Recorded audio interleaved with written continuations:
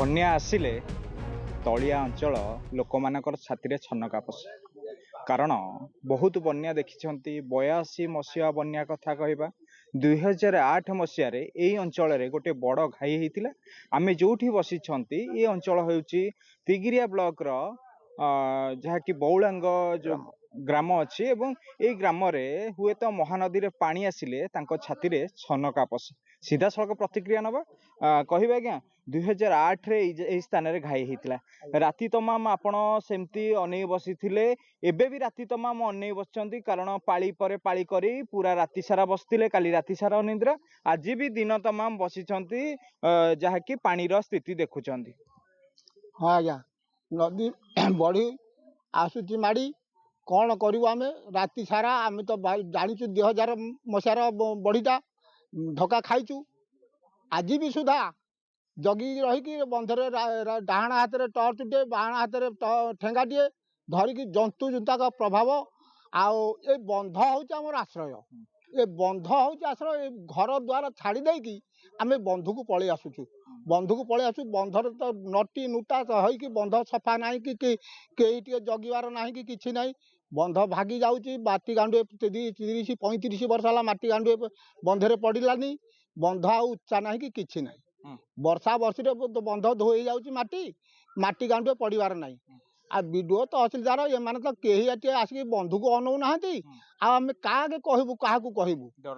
ଡର ଲାଗୁଛି କହିବା ପାଇଁ। ଆମେ ତ ସହଜେ ଚାଷୀ ବନ୍ଦୀ ଲୋକ, ଆମେ ରାତି ପାଇଲେ ଗହିରକୁ ଗଲୁ। ଗହିରକୁ ଗଲେ ଯୋଉ ଜଳ ଲାଭ ହେଇଗଲାଣି, ବୋଦି ଗଲା, କଲରା ଗଲା, ଭେଣ୍ଡି ଗଲା, ସବୁ କାକୁଡି ଗଲା, ସବୁ ଚାଲିଗଲା। ଦିନରେ ଯାହା ଯେମିତି ଚଳି ଯାଉଛି ବର୍ତ୍ତମାନ ବସିକି, କିନ୍ତୁ ରାତି ଯେତେ ବଢୁଛି ଛନକା ପଶୁଛି, ଯାହାକି ବାତ୍ୟା ଆଶ୍ରୟସ୍ଥଳୀରେ କିଛି ଲୋକ ରାତି ହେଲା ମାନେ ନିହାତି ସାପ ମରିବ, ମାନେ ପୁରା ଆସି ପହଞ୍ଚି ଯାଉଛନ୍ତି। ଯାହାଦ୍ୱାରା କି ଟର୍ଚ୍ଚ ଆମେ ଛତା ଖଣ୍ଡେ ଧରି ଏ ବନ୍ଧରେ ବି ବର୍ଷାରେ ବି ଜଗି ରହୁଛୁ। ଯାହାଦ୍ୱାରା କି ଆମର ଫସଲ ବି ନଷ୍ଟ ହେଇଗଲା। ଚାରିକରେ ପାଣି, ହୁଳୁହୁଳା ପାଣି, ବଡ଼ ବନ୍ଧ ପାଣି, ଏକରେ ଆମର ଦଶାଁରେ ରୋଡ ପାଣି।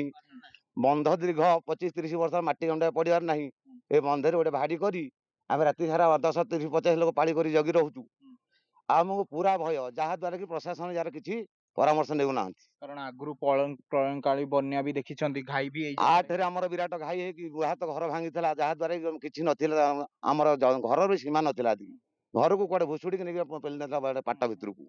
ସେଇ ଯୋଗୁଁ ଆମର ଏଠି ପାଳି କରିକି ଲୋକ ରାତି ଅଧରେ ପାହାନ୍ତା ହଉ ଯେତେବେଳେ ପାଳି କରିକି ଦଳ ଦଳିକି ବସିବେ। 10 ଲୋକ ଯିବେ, ପୁଣି 10 ଲୋକ ଜଗିକି ବସିବେ। ଯାହାଦ୍ୱାରା କି ବନ୍ୟା ସ୍ଥଳୀରେ କାଲି ଆମର ଏଠି 10-15 ଲୋକ, 20-30 ଲୋକ ଆସିକି ରହିଥିଲୁ। ପୁଣି ସେ ଗଲେ, ପୁଣି 15-20 ଲୋକ ଆସିଲେ। ସେଠିକି କିଛିଟା ଖାଇବା ପିଇବା ତାଙ୍କୁ ଦେଇ, ଏଠି ଲାଇଟ୍ ଫାଇଟ୍ ନଥିଲା, ସବୁ ଲଗାଲଗି କରି ବସିକି ରାତି ସାରା ଏମିତି ବସିଛୁ। ଆଉ କ'ଣ? ନିଶ୍ଚିତ ପାଣି ବଢିବା ସହିତ ଲୋକମାନଙ୍କର ଛାତିରେ ଛନକା ମଧ୍ୟ ପଶୁଛି। ଟିକେ ଆଉ ଟିକେ ଦୃଶ୍ୟ ଦେଖେଇବି, ଟିକେ ସହଯୋଗୀ ଅନୁରୋଧ କରିବି। କୋଉ ଭଳି ଭାବରେ ଗାଁ ଲୋକଙ୍କ ଆଖିକି ନିଦ ନାହିଁ, କାରଣ ରାତି ତମାମ ପାଳି କରି ଯୋଉ ଭଳି ଜଣକ ପରେ ଜଣେ ଜଗି ବସିଛନ୍ତି, ପାଣିର ସ୍ଥିତି ପରଖୁଛନ୍ତି। କହିବେ ଆଜ୍ଞା 2008 ମସିହା ଯୋଉ ଘାଇ ଦେଖିଛନ୍ତି, ଏଇ ସ୍ଥାନରେ ଘାଇ ପୁରା ଘର ଛାରଖାର ହେଇଗଲା। ଯିଏ କି କିଛି ବୁଝିବା ପୂର୍ବରୁ ପୁରା ଗାଁ ପୁରା ଜଳାର୍ଣ୍ଣବ ହେଇଗଲା। ବର୍ତ୍ତମାନ ସେଇ ସ୍ଥିତି ଆସିଲେ ଏବଂ ଏଇ ବଢି ଆସିଲେ ନଦୀରେ ଛନକା ପଶେନି ଛାତିରେ? ନିଶ୍ଚିତ ଭାବରେ, କାହିଁକିନା 82 ମସିହା ବନ୍ୟା ଠାରୁ ଆଜି ପର୍ଯ୍ୟନ୍ତ ଆମେ ଯେତେ ସବୁ ଦେଖିଲୁଣି ବନ୍ୟା, 2008 ମସିହା ବନ୍ୟା ଆମକୁ ବେଶୀ ପ୍ରଭାବିତ କରିଥିଲା ଏବଂ ଲୋକମାନେ ସେଇ ଦିନଠୁ ଭୟଭୀତ ଏଇ ଅବସ୍ଥାରେ ଅଛନ୍ତି। ତେଣୁ ନଦୀରେ ପାଣି ଆସିଲେ ଲୋକମାନେ ପୁରା ଆତଙ୍କିତ ଅବସ୍ଥାରେ ରହୁଛନ୍ତି ଏବଂ ରାତିରେ ଏଠି ଜଗିକି ରହୁଛନ୍ତି। କାଲି ବି ଏଠି କିଛି ବ୍ୟବସ୍ଥା କରାଯାଇଥିଲା, ଖାଇବା ପିଇବା ବ୍ୟବସ୍ଥା, ଲୋକ ଖାଇଲା ପିଇବା କଲେ, ଏଠି ବି ଜଗିକି ମଧ୍ୟ ରହିଲେ। ଆପଣମାନେ ଦେଖୁଛନ୍ତି ତ ଏଠି ଲୋକ ବସି ହୁଅନ୍ତି ଏବଂ ବନ୍ଧର ସ୍ଥିତି ଏହା ଦେଖୁଛନ୍ତି। ଆମର ବାଙ୍କି ସାଇଡ୍ ବନ୍ଧ ଆପଣ ଦେଖିବେ, ଆଉ ଉତ୍ତର କୂଳାଟା ବନ୍ଧ ଦେଖିବେ, ତା ଭିତରେ ଆକାଶ ପାତାଳ ପ୍ରଭେଦ ଗୋଟେ ରହୁଛି। କାହିଁକି ନା ସେଠି ତାଙ୍କର ଗାଡି ଚାଲିବ ତାଙ୍କ ବନ୍ଧରେ, କିନ୍ତୁ ଆମ ବନ୍ଧ ଦେଖନ୍ତୁ ଲୋକଟେ ଗୋଟେ ସେ ଚାଲିକି ଯାଇପାରିବନି, ଏଭଳିଆ ସ୍ଥିତି ଆମର ଏଠି ହେଇଛି। ତେଣୁ ବନ୍ଧ କଥା କହିବାଟା ବଡ ଦୁଃଖ କଥା, କାହିଁକି ନା ବନ୍ଧ ହେଲା ଆମର ସାହା ଭରସା।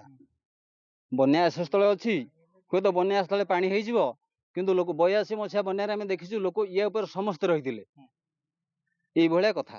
ନିଶ୍ଚିତ ଭାବରେ ଟିକେ ସେଇ ଦୃଶ୍ୟ ଟିକେ ଦେଖେଇବା ଯୋଉ ନଦୀ ବନ୍ଧର ଅବସ୍ଥା ଦେଖି ଲୋକମାନେ ନିହାତି ମଧ୍ୟ ଗୋଟେ ଭୟଭୀତ ଅବସ୍ଥାରେ ଅଛନ୍ତି କାରଣ ଦୀର୍ଘ ଦିନ ହବ ଏଇ ବନ୍ଧ ମରାମତି ହେଇନାହିଁ। ଆଜ୍ଞା 2008 ମସିହା ବେଶୀ ପ୍ରଭାବ ପକେଇଥିଲା ଆପଣଙ୍କ ଘରେ ପୁରା ଆପଣଙ୍କର ଛାତ ଘର ପକ୍କା ଘର ମଧ୍ୟ ଶୋଇଯାଇଥିଲା ପୁରା ମାଟିରେ ଶୋଇଯାଇଥିଲା ସେ ବନ୍ୟା ଦେଖିଛନ୍ତି ଏବେ ବନ୍ୟା ନଦୀରେ ଯୋଉ ପାଣି ବଢୁଛି ଛାତିରେ ଛନକା ନିହାତି ପଶୁଥିବ କାରଣ ବନ୍ଧ ବର୍ତ୍ତମାନ ଦୁର୍ବଳ ଅବସ୍ଥାରେ ଅଛି। 2008ରେ ଯୋଉ ବନ୍ୟା ହେଇଥିଲା ଯୋଉ ପ୍ରଳୟ କରିଥିଲା ଯୋଉ ଘର ଦ୍ୱାର ଯେମିତି ଧ୍ୱଂସ କରିଥିଲା କିନ୍ତୁ ଏ ବର୍ଷ ଏଇ ଆସିକି ଏ ବର୍ଷ ଯୋଉ ନଦୀ ଯୋଉ ଟାଇମରେ ଯାହା କ୍ଷତି କରିଛି ଲୋକଙ୍କର ଗଜା ଧାନ ଫସଲ ଯାହା ସବୁ ନଷ୍ଟ ସବୁ ନଈରେ ବୁଡ଼ିକି ଗଲା ଲୋକ ଟଙ୍କାଟେ ବି ପାଇନାହାନ୍ତି।